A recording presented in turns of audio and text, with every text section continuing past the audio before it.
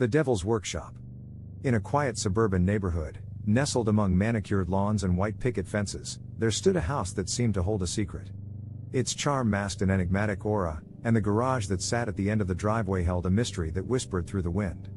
Thomas, a man of rationality and skepticism, had recently moved into the house with his family. The garage, however, was off limits, a space that his wife had declared as forbidden. But the whispers that danced in the air piqued Thomas's curiosity, tugging at the threads of his skepticism.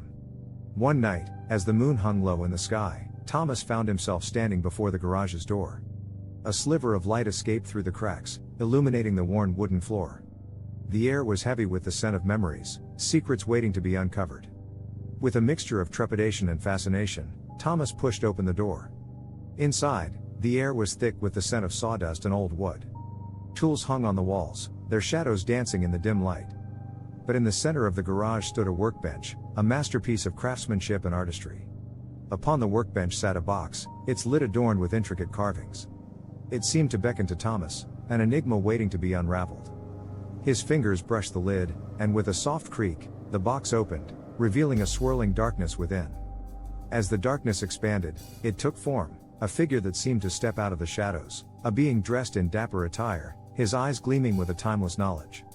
The devil himself had emerged from the depths of the box. Curiosity often leads to discovery. The devil's voice was a honeyed melody, a lullaby that held both allure and danger.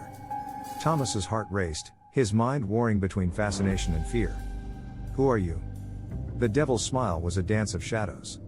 A being that thrives on the desires that lie within the human heart. Thomas's skepticism resurfaced, a shield against the unknown. "You can't be real." The devil's laughter filled the garage, a sound that seemed to weave through the air. "Oh, but I am as real as the dreams and fears that reside within your mind." As the devil spoke, the garage seemed to shift, its dimensions warping like a canvas under an artist's brush. The tools became instruments of both creation and destruction, and the air hummed with an energy that defied explanation. "What do you want?" Thomas's voice trembled, his fingers curling around the edge of the workbench. The devil's gaze held a gravity that tugged at Thomas's very being. "I offer a trade, a glimpse into the hidden corners of existence, in exchange for a piece of your reality." Thomas's skepticism clashed with the yearning for understanding. "What will you take?" The devil's eyes seemed to hold the weight of 1,000 tales. "A memory, a moment that lingers in your heart, a fragment of your past." With a mixture of hesitation and determination, Thomas closed his eyes, delving into his memories. He extracted a moment, an embrace shared beneath a starlit sky, a memory that held the essence of love and connection. He held it out, his hand trembling, and the devil accepted it with a nod.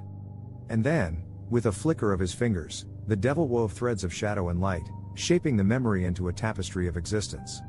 The garage itself seemed to pulse, the walls becoming a canvas of forgotten tales. "A trade has been made," the devil's voice resonated through the transformed space. "A moment of the past in exchange for a glimpse into the mysteries that lie beyond." As dawn broke, Thomas stepped out of the garage, the essence of his memory forever woven into the fabric of reality. The neighborhood was the same, the picket fences and manicured lawns unchanged. But within the garage's depths, the devil's workshop had transformed his perception of existence, a perception forever altered by a trade between the known and the unknown. And as he embraced his family, the memory he had offered faded like mist in the morning sun, replaced by the weight of a revelation that had shaken the boundaries of his skepticism. The devil's presence remained hidden within the garage's shadows, a testament to the enigmatic nature of the world that lay beyond the mundane.